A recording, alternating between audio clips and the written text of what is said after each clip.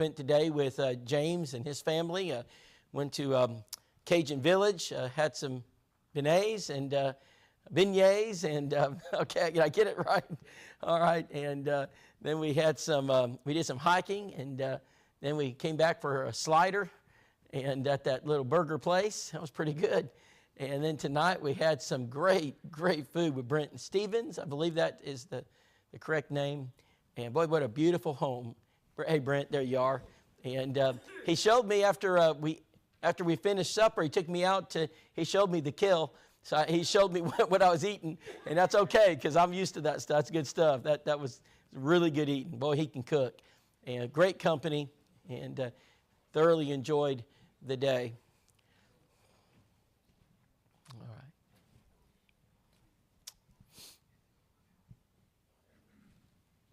All right. Okay. All right, I'm going to go ahead and get started. So it was 2020. We were in January, and my family pulled into a place called Linville Forest, North Carolina. And we walked inside, big church building, and the church had really rallied the churches in the area. And we went through the training process. When we finished the training sermon, or the sermons, on Sunday morning, the preacher walked forward. He kneeled to the ground. The elders surrounded him. He was weeping, and I could tell that he'd been really touched by the week's lessons. He got into the pulpit. He looked at the church, and he said, "I have failed to teach, to train, and to practice evangelism in this ministry." He said, "From this day, it'll be different." And I looked at my wife when he said that. We were all touched. We all had tears coming out of our eyes. I looked at my wife and I said, "It's working." I said, "They're getting it." In fact, that church has been an incredible church since 2020. They hit their 10% mark every year.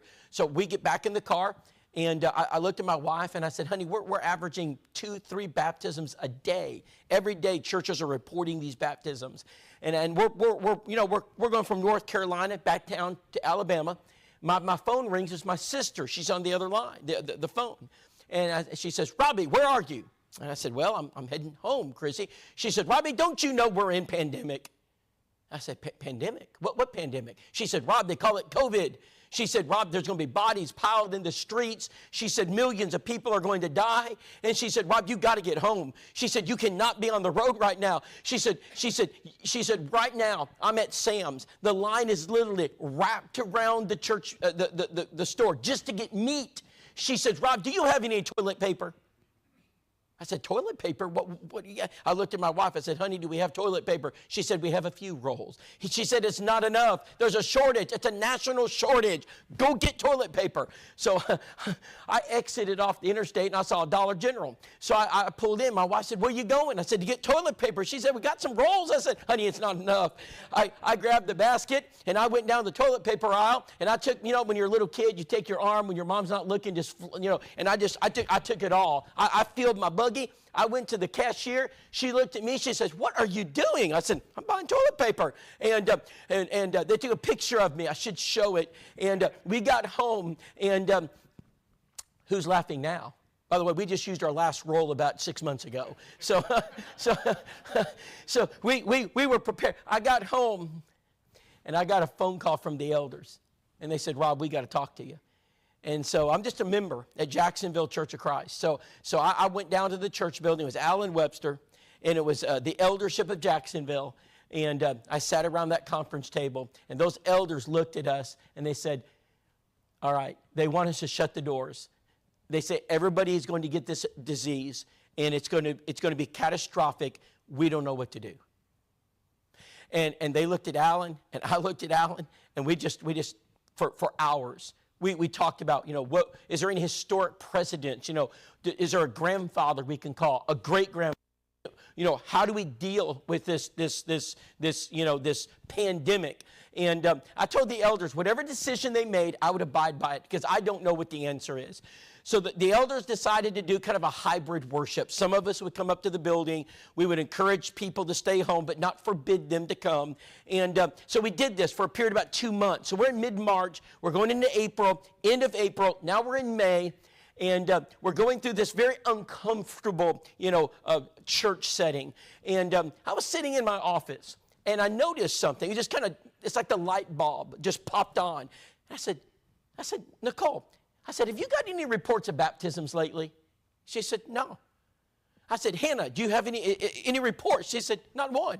So I started reaching out. So I'd reach out to these churches. I said, hey, any baptisms? And they all wrote back, none. Rob, we're not even open. Our doors are closed. We're worshiping at home. And what I began to realize is that the Church of Christ has locked their doors, and when people are going to meet their God, in a premature manner, they're unprepared. We have people passing into eternity, and they're not being taught the gospel, and there are no baptisms taking place. And I said, this is unacceptable. I said, there are people that need the gospel now more than ever, and we're sitting at home. So I looked at my schedule, and the very next seminar was going to be in Covington, Tennessee. So I picked up the phone. I called one of the elders. His name is Wayne Dalrymple. I said, Wayne, I'm coming. He said, Rob, we're not even open. I said, I know, but I'm coming. I said, it's the 1st of May. I said, we have got to get churches open, and we have got to train soul winners. And he said, I hear you. He said, I hear you. He said, you come. I may be the only one there, but I'll be there. I said, I'm coming. So I got in my car. We loaded it up, and I'm heading to Covington, Tennessee. I get to Covington. The elders open the church. 50 Christians show up. We fumigate. We sanitize. We separate. We do all the things we're supposed to do. We're in this big auditorium, and we started our training. From that day forward, we went all over the country. We trained 32 churches of Christ. There are 374 baptisms. And brothers and sisters, I will never again sit in my house. I will never again allow evangelism to come to a halt, because I learned a valuable lesson. When the Church of Christ shuts her doors, when we cease teaching people, people are lost. We are the hope of the world. And if the church isn't doing their job, people will not be saved. And as we were traveling the country, we were in the month of August. My family was exhausted. We had gone from Idaho, Oklahoma, Kansas, Nebraska, down through Texas. We'd made our way back through to Florida. And we had about a week. And I called Art Wilson. It's the next church, St. Mary's, Georgia. I said, Art, we're exhausted. What can we do to relax? He said, Rob, you come early. He said, we'll put you up. He says, in fact, this is the deep sea fishing capital of the world. He said, everybody comes here to deep sea fish, but nobody's here. He says, and I know the best captain in the area. He's usually a year booked out. Let me make a call. He calls me back. He says, he'll take you. He said, he has nobody. So I called the captain. I said, hey, I want to take my family deep sea fishing. I said, and he says, I'm your man. I said, okay. I said, sir, what time should I be at the dock? He said, 3 o'clock. I said, Captain, we can't get many fish at 3 o'clock. He said, no, son, that's 3 in the morning. I said, okay. I said, all right. I said, all right, sir. So we get out there to the dock. There he is, 3 o'clock in the morning. He's got this like 28-foot fishing vessel, and he's got his first mate. His first mate just got out of the Navy. At the captain's words, he moves. I look at this, very organized. He's got everything set up. We get in the boat. He says, what kind of fish do you want? I said, I want the big stuff. He said, it's going to take a while. I said, I got time. He said, all right. He said, I've got provisions put away. He said, get down below. He said, y'all just go to sleep. He said, so I dazed off.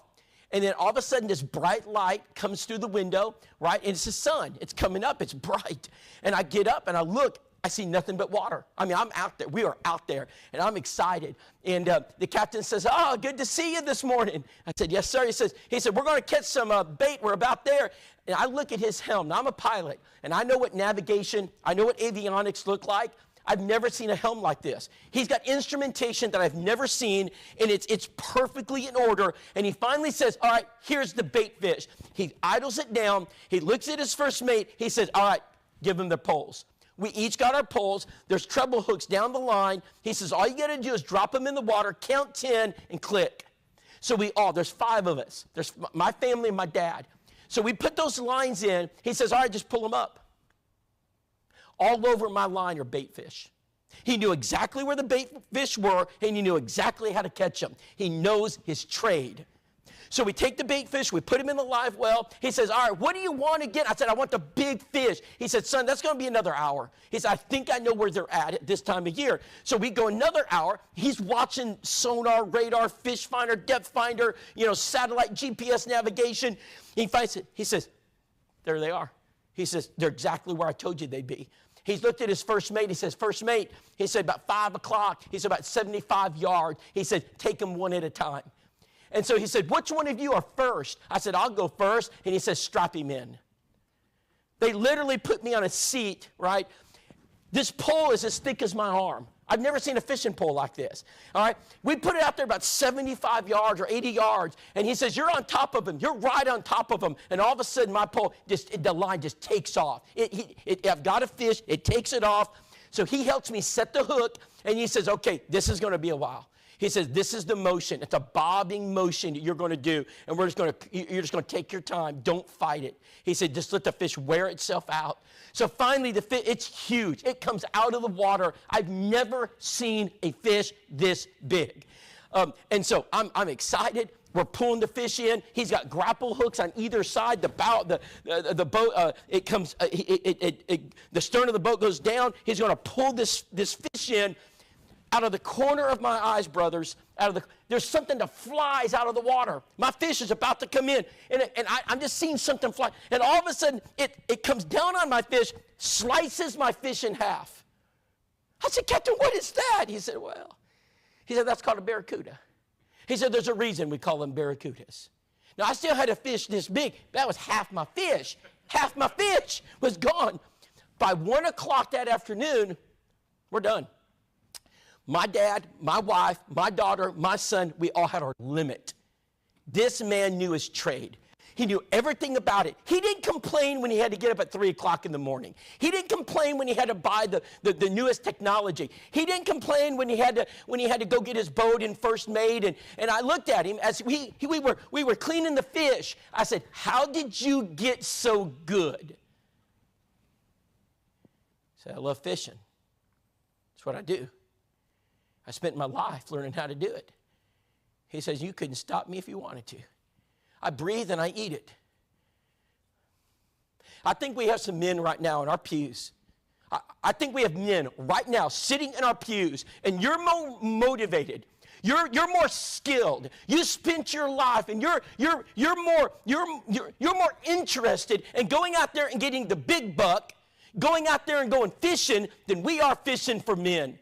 We've got brothers in our congregations right now that get more excited. I mean, we'll get the cameras out there. Not just any camera, the Wi-Fi cameras. We know what time the buck comes. We got the feed plots, the food plots. We've got the system. We've got the rifle, the camouflage. We spare no expense. We don't complain when you got to get up at 2 o'clock in the morning because you love it, don't you? I just wonder how many of us love fishing for men as much as we go fishing for fish.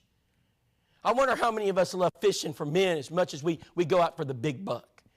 Brother, I'm calling you on the carpet tonight. There's a reason I want to speak just to the men. Because we need men in our churches to stand and be counted.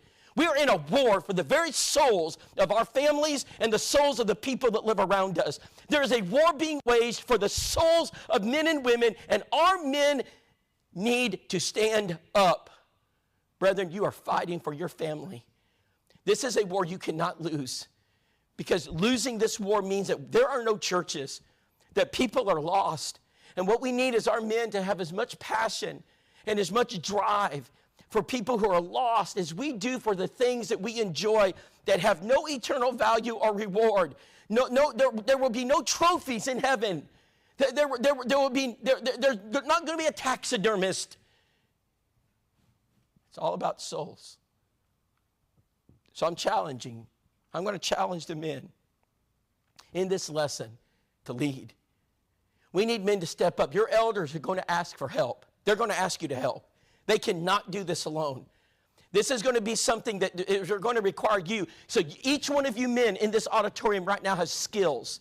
They're life skills, skills that you've developed throughout your work at your manufacturing, your business, your company, your whatever it is that you do, your skill sets, your hobbies.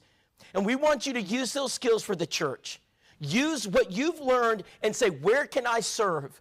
What can I do to help? Because we cannot place this on the back of one man. We can't put it on the back of just a few people. We need everyone to step up. And in this lesson, I want to talk about how do you develop a congregational plan for evangelism.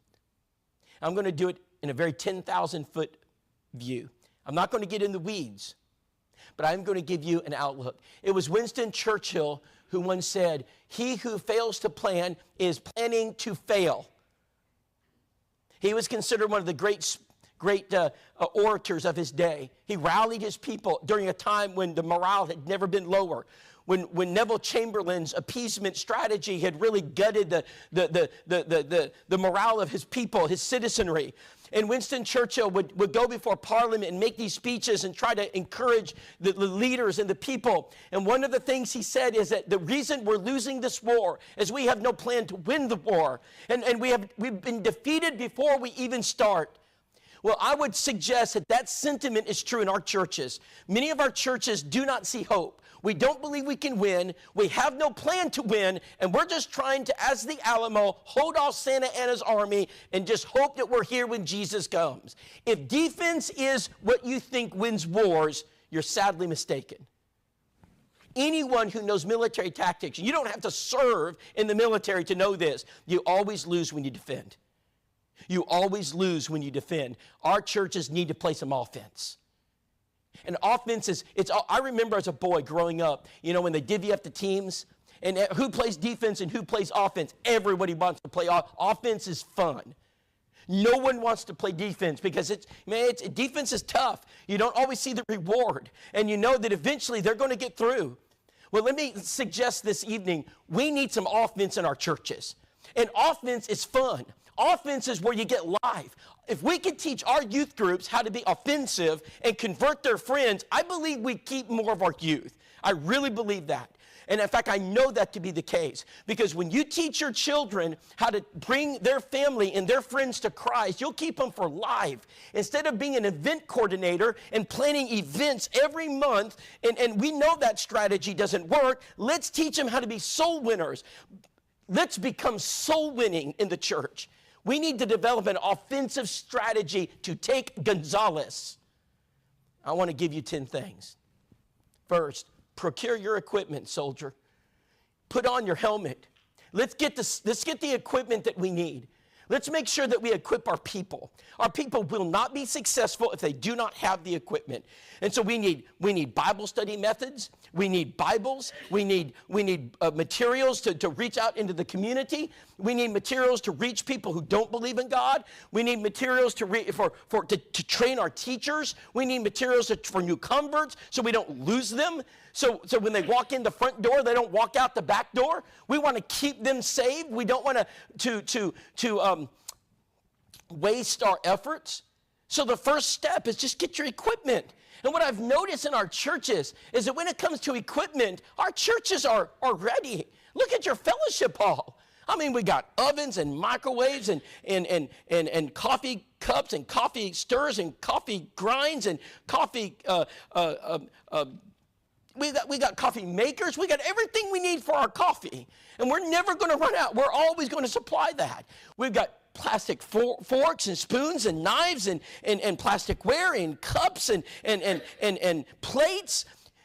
Brother, look at our resource room. We got crayons and markers and scissors and Astro-Brite paper and laminators and glue. And don't forget the safety scissors. We always have those too. We'll never run out of that stuff. But do we have the materials to reach the lost? That's a good question. Are we equipping our people? I mean, we're going to have the kitchen. We'll make sure we plan for that. But we've got to make sure that we have, I would suggest an evangelism room. A room. I would suggest we fill it and make sure we equip our people. In fact, let's go to number 2. Let's put it out there where the members can get it. I love your rack on the wall. We got the Fishers of Men, those series. It's a great series. I'm glad you're not hiding it in a library. I'm glad you don't have it in the preacher's office. Because if we don't display our evangelism materials where the members can get it, I promise you that they won't get it. Wendell Winkler once said, the most neglected room in the church is the baptistry, and the library is likened unto it. And that's where most of us put these materials. We put them in some corner, and they'll sit there for 20 years, and no one touches them.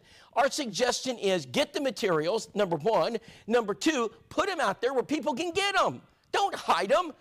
I mean, we ought to have a table that's just full of evangelism materials, not for gum wrappers, not for lost earrings, but I'm talking about a nice evangelism center so that our members can access the supplies that they need to have a Bible study.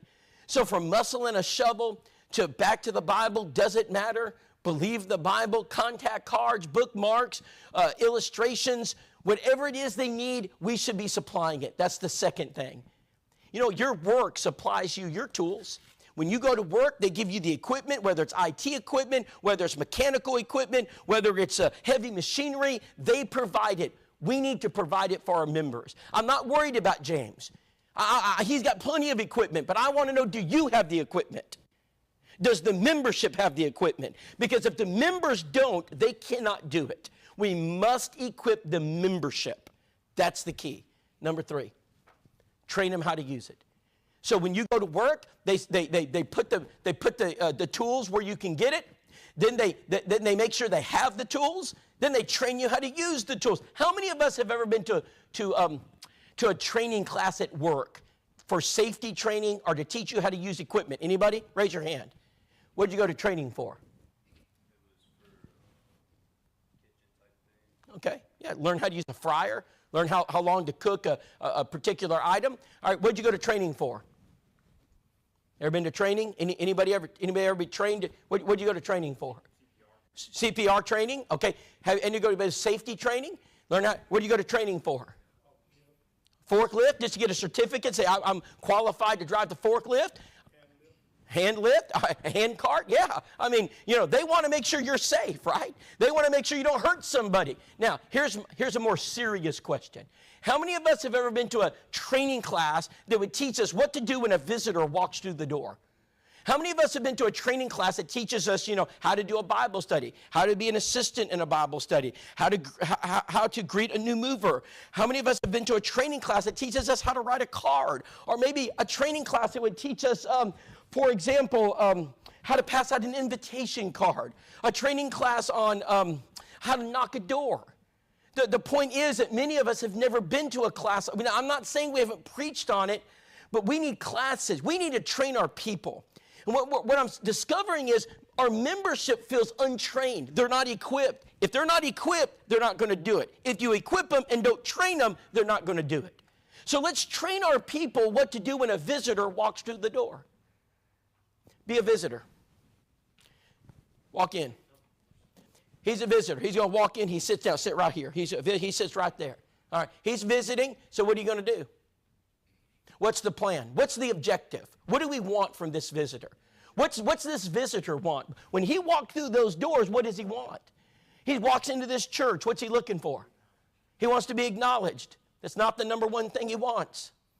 What does he want? If we don't know what he wants, we can't give it to him. Pew Research did a study, and what they found is that by a large gap, by a huge margin, the number one thing a visitor wants when they walk through the door is to sit down. That's the number one thing they want to do. And so if we don't know that, we can't facilitate that. So here's what a visitor doesn't want. A visitor does not want to walk into your church building and be accosted by the church. They don't want to be interrogated. They don't want Gabby Gossip questioning them. They don't want Angry Fred snarling at them. When they walk into a church building, we've learned this through studies, a visitor is uncomfortable. They don't know you. They don't know where anything is located. You should have very friendly people at the door opening the door and directing them to your auditorium. You should let them sit down before you ever approach them. Do not approach them in the aisle. It's uncomfortable. You ever visit a church when you're traveling? when you walk into that church, you've never been there, you got your family, what do you want to do? Sit down. Just sit down.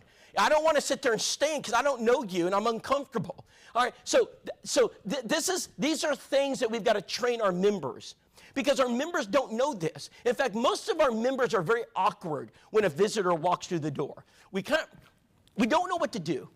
We don't know if we should talk to them or not. So some of us do this.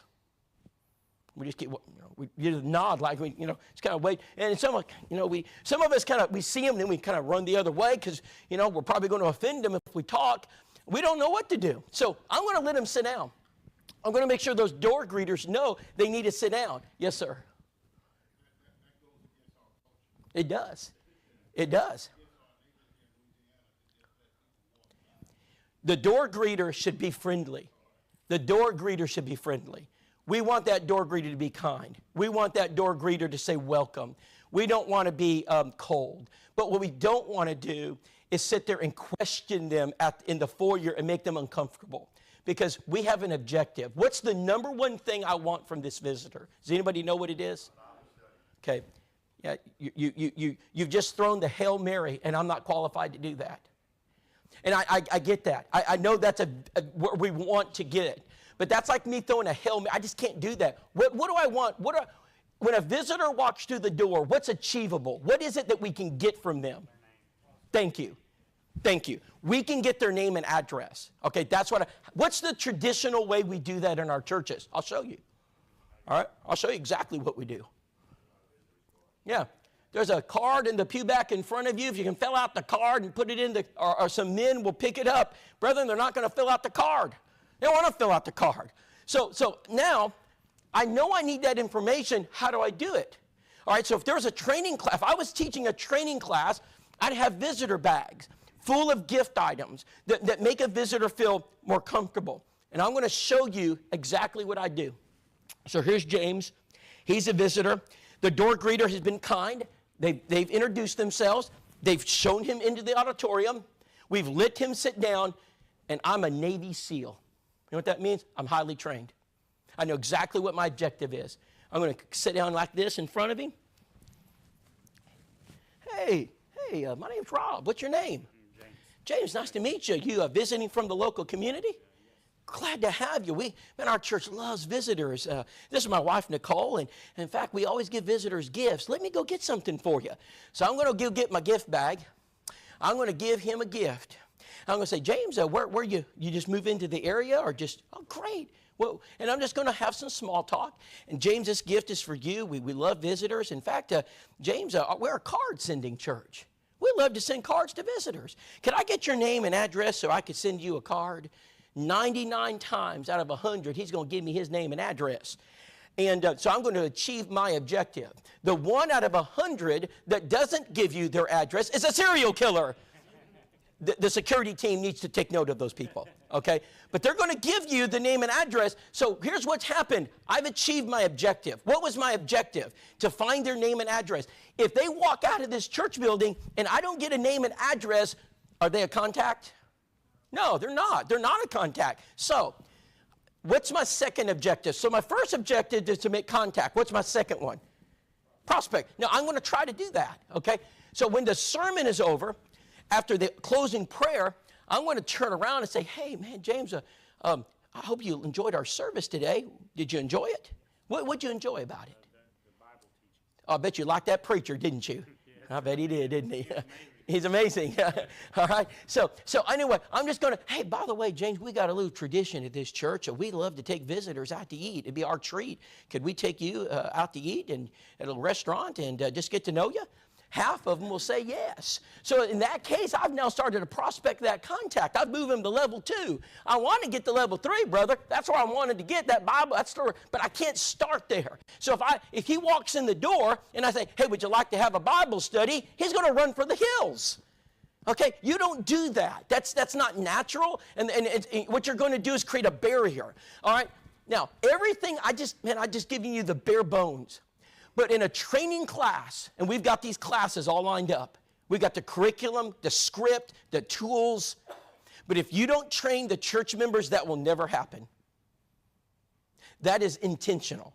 Everything I did there, I'm following a plan in my mind. I'm moving from one step to another step because I know there's certain things that I've got to do in order to get this visitor to become a contact so I can prospect them into a Bible study. That's the value of training. Now, again, I'm going to ask, how many of us have been to a training class that teach us the basics, just the basics?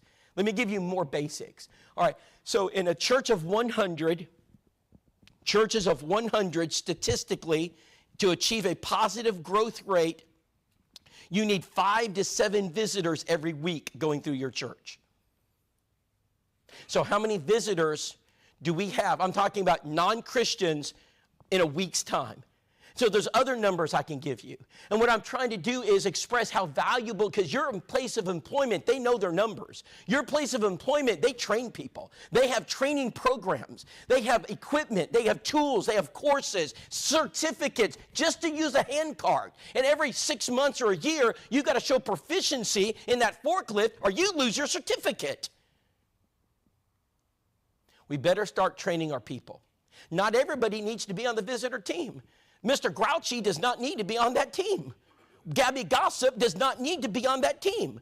Elders should be selecting members. And if you're, Mr. Smiley, Mr. Happy, we're going to ask you to join the team. But if you're Mr. Grouchy, there's someplace else for you to serve. Because the church is made up of different pieces: ears, hands, eyes, and feet. And we all have different talents. And some of us just aren't good at talking to people we don't know. We're very awkward. If that's you, it's okay, because you have abilities that I don't have, Ben. And we need Ben. We need James, and we need Patrick. We need different pieces. And we got to recognize that. So in a training congregation, we are identifying those areas where we can become proficient. Does that make sense? All right. Will that happen in one sermon? Yes or no? No, it will not. It will not. So you got to be deliberate in this. You got to be very intentional. So we've got to train our people. That's number 3. Number 4, we've got to create an evangelistic culture. Jerry Jenkins was considered one of the great evangelists of the 1970s. I don't know how many of you have heard of the Roebuck Parkway Church of Christ, Birmingham, Alabama, about 2,000 members. Incredible church. And one of the things Jerry taught the church was that if you're going to grow, evangelism must become the funnel of the church. And you guys know that when you put the funnel into the oil or whatever it is you're using it for, hydraulic fluids, when you stick that funnel in there, if it don't fit through the funnel, it don't get in there. And what we need to do is put a funnel in our church. The funnel is called evangelism. And if it don't fit through the funnel, we don't do it. In other words, we turn all of our actions into something that produces a result called evangelism. And I'm going to give you 2 examples. I could spend the rest of my time here, but I'm just going to give you 2. All right. So I go to a church, Knoxville, the Carnes Church of Christ. And Steve Higginbotham is a great guy. I love him. He's a preacher. And the elders, one of the elders, Brother Clark, calls me. He says, "Hey, Rob," he says, "you're coming." He says, "We've got this backpack drive." Y'all know what a backpack drive is? You put the backpacks, okay. We got this backpack drive, and what we want is to make it an evangelistic event. And he said, "We never get Bible studies, we never get conversions, but we pass out hundreds of backpacks. Can you help us?" I said, "Yeah, let me think about it." So I got to the church, and they were going to have it Saturday. And he introduces me to the deacon of the backpacks. He takes me to the backpack room. We got 400 backpacks. We got more scissors and crayons than I've ever seen in my life. And he's got yellow tape and orange cones. He's going to cone off and tape off the parking lot. And he tells me that they're going to direct the cars to the awning, give them the backpack, give them a track. He says, "We'll pass out 400 backpacks on Saturday." He said, "It's impressive."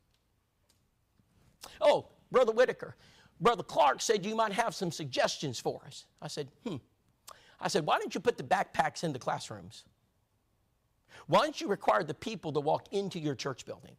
Why don't you assemble the members in the auditorium, and then as the people come in, pair them off and give them an open house tour of your church building? Show them where your Bible classes are. Show them the auditorium. Show them where the fellowship room is. Show them the grounds of the church. Take them to the classroom where their son or daughter will be attending, and introduce them to the teacher who will be in that classroom and have their classroom looking better than it's ever looked before. Introduce them to that teacher. The teacher gives them the backpack. And here's what we can do. We can have a meal in the fellowship hall waiting for them. And let's go eat with them if they can stay. Let's get to know them, fill out a contact card, and then take them to the car. The deacon looks at me. He says, Rob, we can't pass out 400 backpacks like that. I said, yes, but you'll have a Bible study. Guess what happened? Just guess. Guess what happens when you spend time with people? Guess what happens when you just don't throw backpacks into the back of the truck? You actually have Bible studies. Steve Higginbotham conducted a Bible study on the very day we passed out the backpacks from a young lady in the community. And as she was talking to one of the sisters, she said something about, I don't have a church home, and I'd like to know more about this church. Now, if you can't get a Bible study out of that, you probably just need to quit. All right, but that would have never happened if we didn't get the people inside the church building. Let me give you another example. When we started at Jacksonville, they would have a benevolent program, which means that, we give out help. People will call the church and they, give out food. And so I asked one of the secretaries, I said, hey, the next time they call for help, don't give out food. She said, what do you mean? I said, make them come to the church building. Tell them we offer it Sunday morning at 9 o'clock. Then it's service time. Get them to the church. She said, okay. So her name's Kim. Kim calls the church, says, hey, I just moved here. I don't have any family. I could use a little help with some groceries. And Miss Deb Rice says, Kim, well, we're glad you're here. Miss Kim, we offer help here at this church. We offer it every Sunday morning at 9:30, and we can't wait to meet you. And Miss Kim said, well, I don't know if I can get there that early. It's kind of early on Sundays. I'm not very good getting up. She said, that's okay. We do it again at 10:30. And she said, now Sundays, now any time before noon is just not good for me. It's okay because we do it again at 6 o'clock and we can't wait to meet you. Now, Sundays are just out for me. I just can't do it. That's all right. We do it Wednesday night at 7 o'clock and we can't wait. Now, I just don't drive well in the evening. We'll pick you up. We picked her up. We brought her to the church building. We sat on the back pew. Miss Deb introduces her to me. We take her out to eat. We get to know her. We help her move into her new place. My wife and I are sitting on the couch as some of the men are taking in some of her things. And after the church had sent 50 cards, we helped her move in. We got her some groceries. I looked at her, and I just used my transition questions. I said, Miss Kim, I'm curious. What do you think about the Jacksonville Church of Christ? She said, well, it's a nice church. I really like it. I said, great. I said, Kim, do you know a lot about the Jacksonville Church of Christ? I don't know a lot about y'all. I said, Miss Kim, would you like to know more about it? She said, I would. I said, no problem. I just so happen to have these little booklets are called Back to the Bible. And we did a Bible study. If you want to meet Miss Kim, she's a member of the church. Brethren, let me be clear about your benevolent program of world poverty at the Gonzales Church of Christ. You're not designed to do that. That's not the goal of the church. I'm not against helping the poor. I think we should, but Jesus said the poor will always be with you. You're not going to cure it. But what we need to do is use our benevolent work as a funnel. And that funnel says evangelism. And when we help people, let's do it in the view of saving their soul, because they'll be hungry tomorrow. Man shall not live by bread alone, but every word that proceeds out of the mouth of God. Every work a church does needs to focus on evangelism. Your graduation banquet should be about evangelism. I had a church call me and they said, Rob, how can we make a graduation banquet about evangelism? I said, because your seniors should go up to their friends and family and teachers and tell them about this special service and invite them. And let James preach the gospel. Let them hear the gospel. We should use it for trick or treat or trick or trunk. Whatever it is we're doing at the church, it should be about saving souls. Brethren, the work of the church is to save souls. We are not a country club. We're not a social, this is not some government agency. We are here to reach people and teach them the gospel. Everything we do should center around Luke 19:10. For the Son of Man came to seek and save that which is lost. That is vital.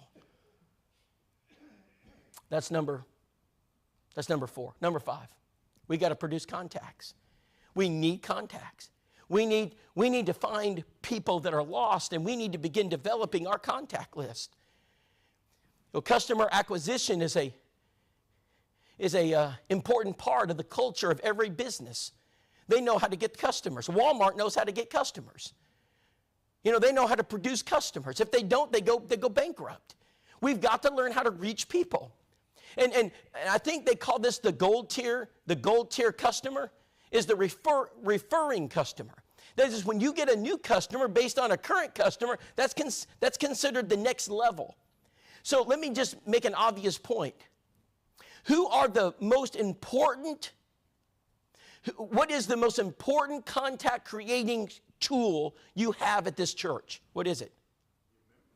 Members. It's the membership. Because you know people that are lost. It's not the billboard. I had someone say, well, you know, we could rent a billboard for a month and advertise in the city this gospel meeting we're having. I just shook my head and I said, okay, get your billboard. I said, by the way, I'm going to send you about 500 personal invitation cards. We're going to send them for free. And I'd like you to ask the members to give personal invites to their family and friends with these $100 worth of cards. And let's compare results. Let's see how many people come because of personal invites from your membership and how many people come because of your billboard. Guess how many people came from the billboard? 0. Guess how many people came from personal invites? Every one of them. And so it's sometimes the obvious escapes us.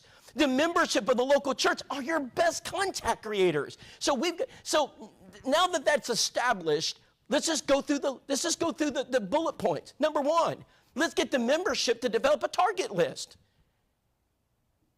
Who's on your list? What are their names?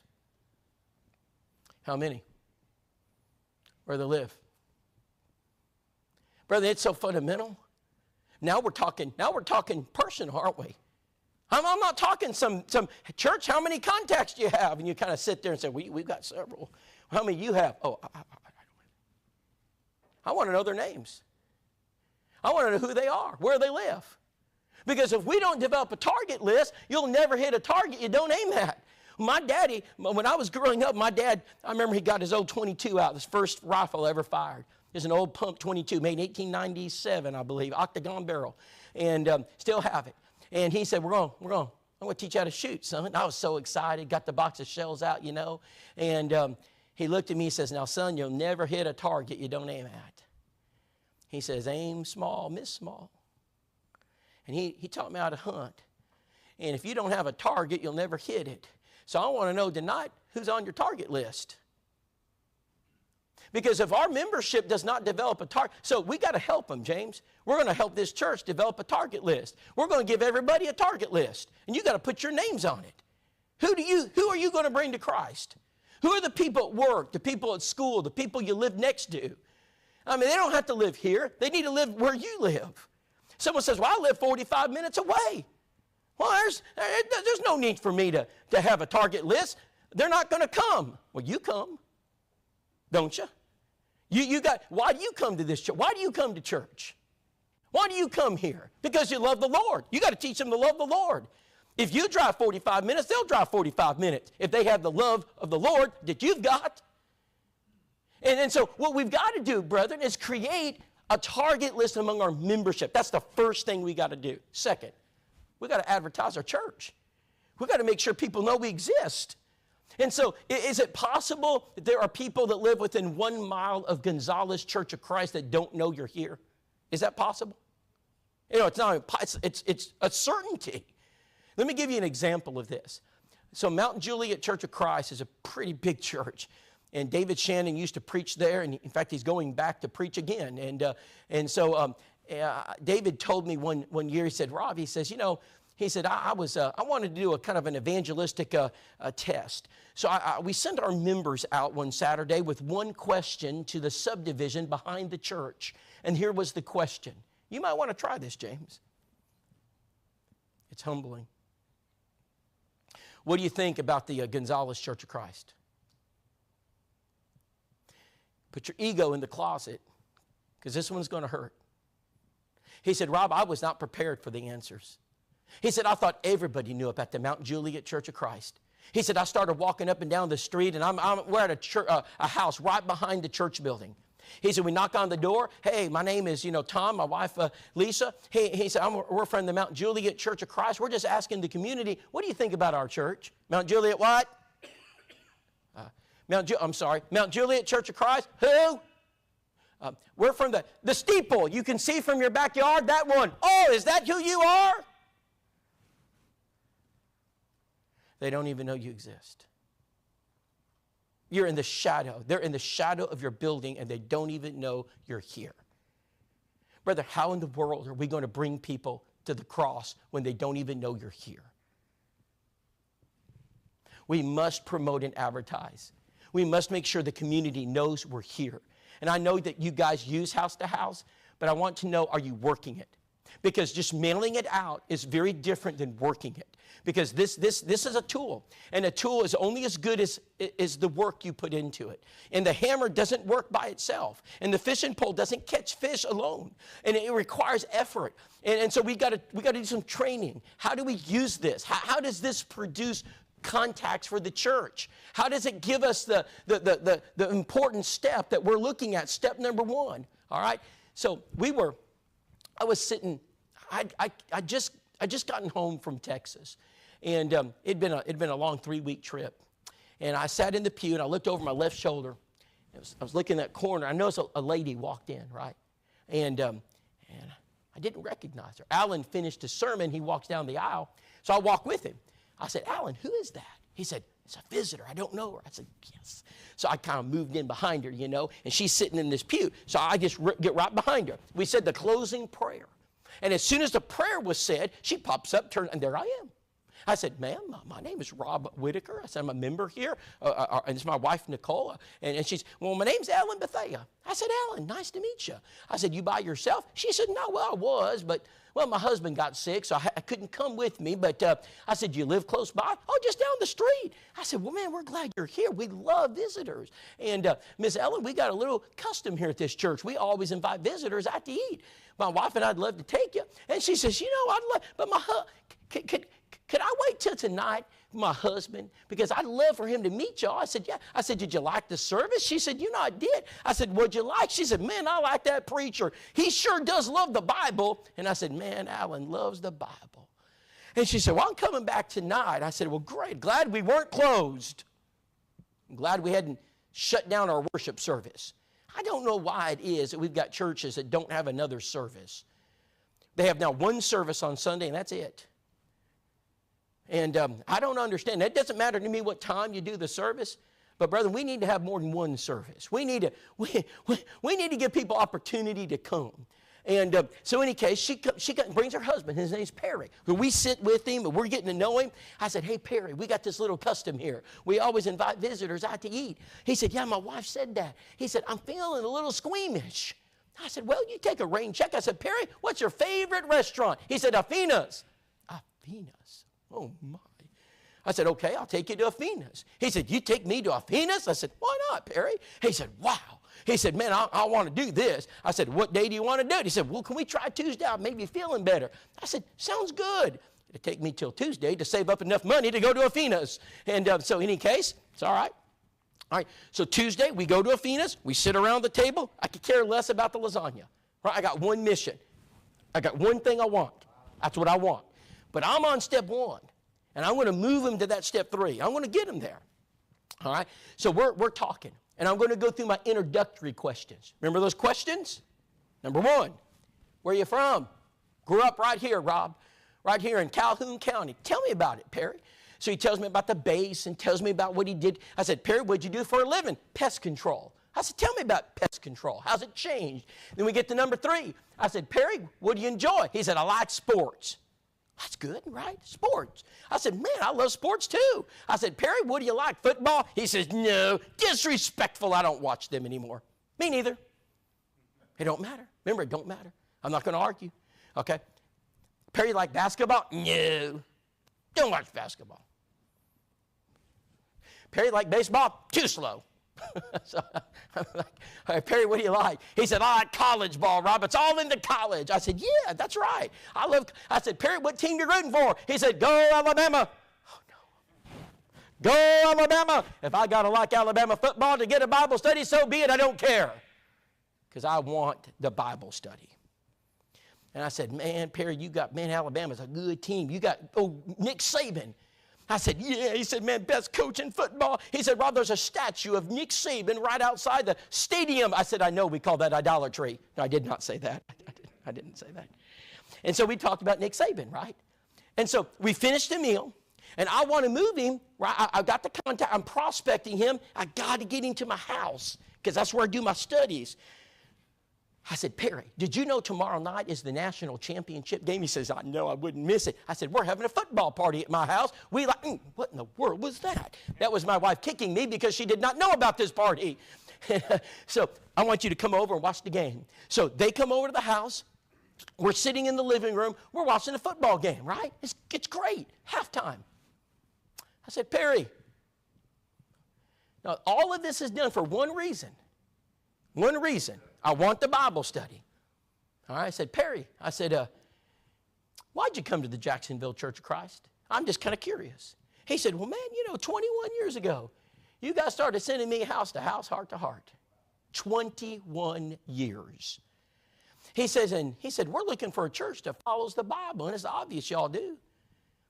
And I said, Perry, do you know a lot about the Jacksonville Church of Christ? He said, I don't know a lot. I said, Perry, would you like to know more about us? He knows I kind of would. I just so happen to have these little booklets are called Back to the Bible. We baptized Perry. We baptized Helen. We baptized her son Nick. We baptized Darby, his wife. All from using house to house as a prospecting tool and not just a mailer. On the back side, we advertise our events. And there are certain events that we've studied and we know they'll bring people. You know what the number one event, there's a Pew Research study, they include every religious group. But what is the number one event that churches in America still do that brings the most visitors? Do you know what it is? Well, thank you, VBS. It's Vacation Bible School. That is still the number one event. And I always say, church, you need to have a VBS because it's an evangelistic tool. People come. They will. I can still remember at Willette when I was preaching there, the first VBS, I walked in, and we normally had about 220, 230. We had almost 400 people there. I looked at one of the elders. I said, who are these people? He said, this VBS, they come every year. I said, so I immediately said, we're going to evangelize. And we started converting people from VBS. Her name was Phyllis. She sat right behind me. I turned around, and Phyllis, as you could tell, she's had a hard life. She's in her 70s. You could see the toll of life on her. I said, my name's Rob, my wife Nicole. My name's Phyllis. I said, nice to meet you, Phyllis. I said, you here with your grandkids? Yeah, brought my grandkids. They need to know VBS. I said, yes, ma'am, I like that. So every day she came, I talked to Miss Phyllis. Sunday, Monday, Tuesday, Wednesday, Thursday, And last day I said, Miss Phyllis, I said, I'm going to miss you. Well, I'm going to miss you too, Mr. Rob. I said, could I come by and see you? Well, you come back anytime. Now be careful. My husband hates you. I don't even know who he is. I said, he'll cuss you if you knock on the door. I said, well, I'll be careful. So my wife now won't go with me because she's afraid he's going to cuss me. So I have to go alone. So I go to the house. I knock on the door, and Phyllis runs out. She said, shh, shh. And so we developed, we become friends. By the way, I'll just skip it. Baptized her husband. Her husband took me 2 years. He changed his mind when he had a heart attack and about died. That's just from a Vacation Bible School. You got to promote your events. You got to give things. We give things away. Every magazine, we're giving things away.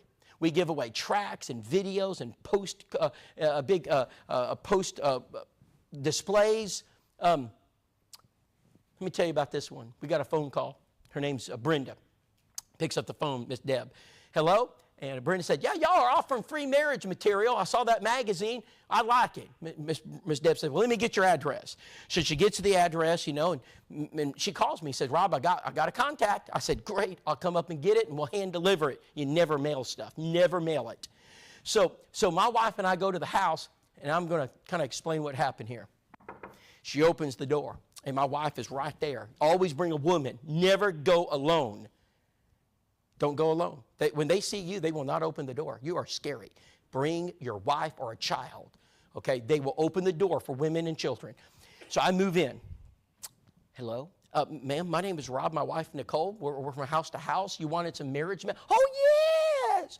Well, thank you. So we start talking. I said, Miss Brenda, you just get married? Oh, I did. I said, well, who's the lucky man? His name is Daniel. He's over here. And I said, well, wonderful. I said, where'd y'all move from? We moved from Oxford. I said, okay. And is there anything I can do? Well, there kind of is. She says, I said, well, wait, what does your husband do for a living? Well, he mows lawns. And he went to bed. And I don't know what that man does all day. I just wanted to talk to the man, and he's over there sleeping. Then she goes, yes. It's amazing to watch this. And she's real sweet at the door. She looks at her husband. She turns into something else. And so we're talking, right? And everything's going well. And she said, sir, I got a question for you. I said, yes, ma'am. She says, do you know anything about the Bible? Out of the blue. I mean, completely out of the blue. And I looked at her, so I just know a little bit about the Bible. She said, good, because my husband knows nothing about the Bible. She said, I'll be right back. I'm not kidding. I'm not kidding. She goes over to her husband, wakes him up. He's like 6'4", brings him to the door, right? His name is Daniel. This is what she did. I'm going to try to mimic this woman. She says, Daniel, she says, we're going to teach you the Bible. You could have blown me over. Baptized 7 of them right there. We just had Bible study and baptized them. What would have happened if we mailed that material to her? That's exactly right. Nothing. You got to go meet people. You got to go talk to people. That's what House to House allows you to do. Go meet those people. Go to their door. Have a discussion with them. Meet them, and that's what happens. By the way, let's go back. That's Geneva on the top right from last night. Do you know my wife and daughter have a Bible study with her sister on Friday, and they got a call today when we were with James and set up a Bible study with her cousin Thursday at 11 o'clock. And that's all from one. It just keeps growing. I've never seen more cousins in my life. We got more cousins than I've ever, and there's always a cousin. I want you to work on my cousin. I'm bringing him to your house. Of course, we're right there. It's amazing. We got to learn how to knock doors. That means we got to train our people. Not everybody knocks doors. Some of you probably shouldn't. But we need to have a team of people that know how to knock on doors. I want everybody to look at this graph, this chart. Does anything stand out? I want you to look at those numbers. If you can read those numbers, we got some young eyes in the auditorium. Do any of those numbers stand out to you? Is there something there just kind of stands out like a big sign? Anybody see it? What number stands out that just looks out of place? Okay. Look at your percentages. What number stands out? 83. Those are our percentages of success. When we knock doors, that's our success rate. So that 30% means that 30% of the people that we talked to became a contact. If I were to teach you how to knock doors and I said you're going to get a 30% success rate, would you do it? You know why we don't knock doors? Guess what our success rate is in most of our churches? I just talked to the students at Memphis School of Preaching. Guess what it was? It's under 1%. They have no idea how to knock doors. Because you know what the strategy is? Let me give you the strategy for knocking doors. I'll give it. This is what we all do. Every Church of Christ does this. We're having a gospel meeting with Glenn Colley, Eric Owens. We'd like you to come. They don't care you got Eric Owens coming. They don't know who Glenn Colley is. But then they're not coming. If that's your strategy for knocking doors, you might as well just not knock. Because that is a waste of time. They're not coming. And I'm not trying to disparage door knocking because I know what works. You know what works? I'll tell you. I'm going to knock on your door. I knock on it. He opens it up. Now, I've got just a few seconds. He's going to give me just a few seconds, and I better make hay while the sun shines. Hey, my name's Rob, my wife, Nicole. We're Christians, and we're praying for people this Sunday, and we're wanting to pray for people. Do you know anybody our church can pray for Sunday? I'm going to do that in 10 seconds. 30% of the people I talk to, they're going to look at me and say, yeah, You praying? I said, yeah, you're invited. We have a prayer service Sunday. You got a family member we could pray for? Somebody need prayer? You know, 30% of them are going to say, yeah, I got a mama. I got a neighbor. I need prayer. I got cancer. My husband needs prayer. He just had surgery. You know what I just made? A contact. That's what I just did. I got 5 of these strategies I use. You see the one that says 83? Anybody want to know that one? That's a pretty good one, isn't it? You want to know what it is? You know what? 83% of the time I make a contact, there it is. You know how many of those move into your community here in Gonzales? You know how many families are moving here every month? 14 families a month are moving to Gonzales. I already did the study. I know their name and address. And and I know that you know about new movers. But we got to learn how to go to the door. We got to learn how to talk to them. And we can't just leave a bucket in the front of, we don't want to just leave an item at the door. We want to talk to them. We want to let them know that we're glad they're here. We want to let them know that we're here to just, we're not there to have a Bible study. If you open the door and I said, here's a gift from our church, would you like to have a Bible study? They're going to slam it. But if they open the door and you said this, hey, my name's Rob, my wife, Nicole, we're your neighbors. We understand you just moved in, and hey, welcome to the community. Now, I want you to listen to my script. I've got this memorized. I've got it on our curriculum, and we memorize what we say. And what I'm not going to say is this is what a lot of us do. I'll show you what we do. We show with a clipboard. He opens the door. You, James Eves? You, James?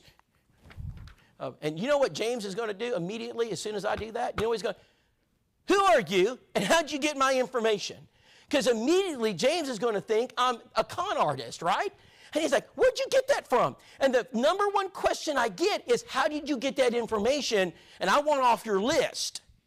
Don't do that. Stop. I have no clipboard, nothing but a gift in my hand, right? He opens the door. Hey, my name's Rob, my wife. We're just your neighbors, and we just have this gift, and we just welcome to the community. Man, where'd y'all come from? Now I get a whole different response now because I'm trained. I'm not winging it, right? If you just wing it and go out there and say good luck, and I'll just tell you, a lot of our schools of preaching, that's about what happens. I talk to the students, they just get out there. There's no training at all. You remember doing this? And what was your success rate? No, you don't get nothing. If you train your employees how to do a job, they'll produce for you. Patrick, when you were a manager at Chick-fil-A, did you train them? Absolutely. You didn't just throw them out there and say good luck. You trained them how to, so we got to train our people. So we've got to develop a team of people that know how 83% of the contacts of the people we give these gifts to become a contact. 83%. David Shannon, let me quote him, president of Freed-Hardeman. People are most likely to change churches when they move. A couple of generations ago, if a family or an individual moved from one city to another city, they usually stayed in that same denomination. He said, those days are over. He says, it doesn't matter to me what denomination they were in the last town. Your average person today is willing to look at any church in their neighborhood. This is a powerful opportunity for evangelism. It doesn't matter to me what church they were in the last town. I want them to visit the Church of Christ because it gives us the best opportunity to sit down and study the Word of God. Brother, when you guys were growing up, I'm looking at some of our older members. When you guys, the gray-headed members, when you guys were growing up, if a Methodist moved from New Orleans to Gonzales, guess where they went to church? That's exactly right. Guess where they go today? They don't care. The average person today doesn't care where they go to church. They just want to go to church. They want to go to a church in maybe where they live. They're going to go to the church that's nice to them, the first church that introduces themselves to them. This is an opportunity for us to reach people that would normally not come. And by the way, they don't know what the Church of Christ is. The stigma is not there because they don't know the difference between the Church of Christ, a Catholic, and a Methodist. They don't know. You got to learn how to sing cards. 2 to 3 cards every day, 3 weeks per contact. A church of this size needs 12 to 15 contacts a week. Those are analytics. I know my analytics. I got my numbers. You're 150, you need 12 to 15 every week. If you only got 5 prospects, you're not going to reach your objective. You only got 6, you're not going to reach your objective. Well, what about 30? You don't have the resources for 30. It's all proportionate to your size. So you got to keep your prospect list about 10% of your membership number. So if you're running around 150, you're probably needing to run around 12 to 15 prospects every week. That means we got to pull from our contact pool. We got to get prodigals. We got to fill it with house-to-house contacts, new mover contacts, referrals from church members, door knocking, invitation cards, social media, visitors. We got to pull, don't we? We got to keep that number up. And those numbers are important because that gives me an idea of where I'm heading. So I know where my numbers are. So I'm going to keep that process. So cards are the second step. That's the prospect step. And I know that per prospect, I'm going to have to send 2 to 3 cards. So what will my results be? Let's be realistic. For every 10 prospects, you get 1 Bible study. If you do it right. If you transition them. If you trust the process. So I know as I move through this process kind of where I'm going to be based upon the size of the church if you're meeting your goals. How many of you have metrics at work that you've got to keep? Metrics, numbers. Any teachers? What do you do, sir? Okay, what kind of numbers are you looking at? Okay. Absolutely. Are they important? Those numbers. How many of you guys are concerned about the numbers of your financial portfolio? You ever tap the app, just kind of check and see where things are? Those numbers mean something. Any teachers in the audience ever checked a grade book? Anybody working manufacturing, you got a quota or got a number you got to hit? So many products an hour. I mean, so the numbers mean something, right? And so what are the numbers? Well, the only numbers most of us know in the local church is the contribution and the attendance. Let me be clear. I could care less about the contribution and attendance. Because I know if you're getting enough contacts and prospects and Bible studies and sending enough cards and making enough visits and having enough visitors, your attendance will be just fine. Because those are the numbers that matter. Because the numbers I'm concerned about are the numbers of lost people, and are we doing what we need to do in order to get them to study the Bible and help them go to heaven? Someone says, man, you're too fixated on the numbers. I didn't write the book of Numbers. God wrote that book. Tell him. Well, you know, he said, how many people obeyed the gospel in Acts 2? How many? Who wrote that? Why? How many people in Acts chapter 5, or it's Acts chapter 4, verse 4, how many people do we got now? 5,000. Who wrote that? Why? Those are important numbers. But what I'm trying to say is that this isn't just random work. This isn't busy work, like a teacher just a substitute wants to keep you busy so she can go home, right? No, there's a process we're following here. We're pulling the prodigals. We're pulling from visitors. We're pulling from invitation cards. We're pulling from referrals. We're building our prospect list. Now we're prospecting through love, meals, cards, and we keep doing this. And 1 out of every 10 of those is going to end up in a Bible study. By the way, when you get to the Bible study step, how many of those end up being baptisms? About 9 out of 10. So when you finish the Bible study, now the odds, it turns upside down. So you're about the 10% mark in the first 2 steps. But when you get them to God, I love this. Brethren, we're the ones doing steps 1 and 2. It's all about us. If you don't do your job in steps 1 and 2, it doesn't happen. Do you know who does the work in step 3? God does. That's why I love Bible studies. Because my job is to get out of the way. My job is to let them read the Bible because that's where the power of conversion's at. When I get someone to sit down and read their Bibles in an organized way, if I can just not mess it up, I know what's going to happen. That is the process that we're trying to follow here. And if we can train our people to do this, just like you're trained to be a physical therapist, and you pay attention to those numbers, just imagine if we would pay attention to our numbers. How many visitors do we have? How many visits did we make this week? How many prospects are on our list? How many cards did we send? Those are important. It was important for her. I know she's just one person, But you know, because the church at Jacksonville sent the card, she's holding the cards. When my wife and I met her, we knocked on that door. We'd been out of town. Brother Homer Smith said, Rob, we have a transition visit. Can you make it this afternoon? I said, sure. So we went over to her house and we knocked on her door. We walked inside and here's Miss Bettina. And she says, hello? I said, Miss Bettina, my name is Rob, my wife Nicole. We're from the Jacksonville. Oh, Jacksonville. You're the card church. Come on in. She'd never met us. Why'd she invite us in?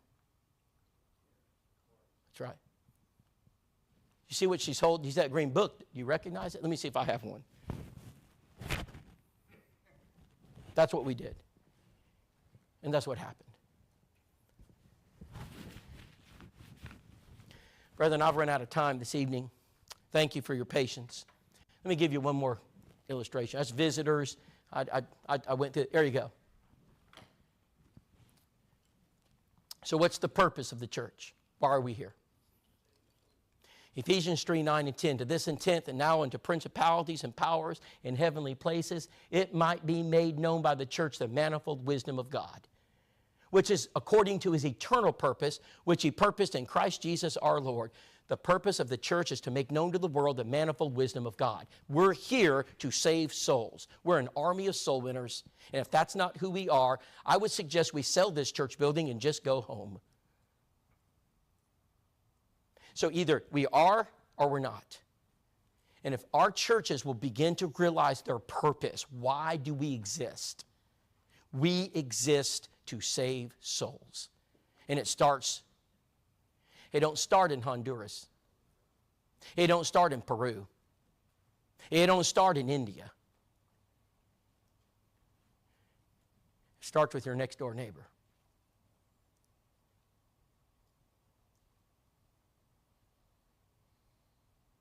Thank you, guys. Let's pray. Our Father, we're thankful for these men. I pray this lesson has challenged us all. Father, that we will reflect on our life, and Father, that we could make your Son the centerpiece of our life. There's a hole in the heart of people, Father, and it's the size of the cross. Help us, Father, to bring that glorious cross to our community. Father, help us to be an evangelistic church. Father, we pray that the church will grow at Gonzales. We pray for James and the elders. We pray for the Iglesia de Cristo. We pray for all the brethren. Just, Father, help us to reach the lost. We're thankful for the opportunities you give us. We pray for our family, our friends, our neighbors. Father, give us the courage. We pray that souls be saved. We pray this in Jesus' name. Amen.